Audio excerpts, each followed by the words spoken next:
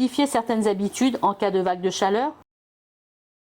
Il faut se rafraîchir régulièrement, s'hydrater en permanence et adapter son alimentation. Se mouiller régulièrement la peau, appliquer des linges ou des lingettes ou un gant humide sur le visage, le cou, les bras, l'avant-bras, les jambes.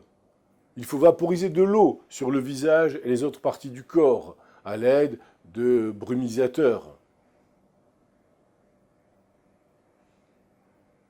Préférez les vaporisateurs type repassage ou arrosage de plantes, c'est beaucoup plus simple, c'est à portée de la main et on n'a pas besoin d'aller les chercher dans le commerce.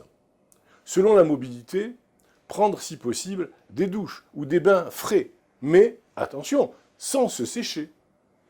Favoriser l'évaporation de cette eau par un léger courant d'air, type éventail ou ventilateur.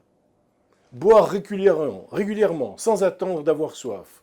Et continuer à manger normalement. Il faut des apports d'eau et de sel suffisants. Nous recommandons de boire environ 1,5 litre d'eau par jour. Évitez néanmoins de boire ou de manger trop froid, car la sensation de soif s'atténue plus vite en cas de consommation de boissons glacées.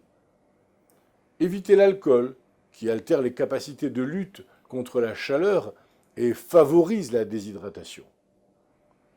Diversifiez l'apport d'eau avec du thé ou du café frais avec modération, des sirops très dilués dans de l'eau, des soupes froides, des compotes de fruits, des sorbets qui sont préférables aux glaces car plus riches en eau, des jus de fruits, des fruits et des légumes riches en eau tels que la pastèque, le melon, les fraises, les pêches, les tomates, courgettes, mais également les concombres. Enfin, les yaourts. Un yaourt hydrate aussi bien qu'un verre d'eau, sachez-le. Attention à l'hyponatrémie de dilution. Il faut boire et continuer à manger normalement pour l'éviter. La production de sueur engendre une perte en eau et en sel qui doit être compensée. Ne pas oublier d'accompagner la prise de boissons d'une alimentation variée, en fractionnant si besoin les repas, afin de maintenir le sel de l'organisme par le biais du pain ou des soupes. Il ne faut pas craindre d'aborder la question de l'incontinence urinaire avec une personne âgée, qui pourrait être réticente à boire plus si elle a ce type de problème.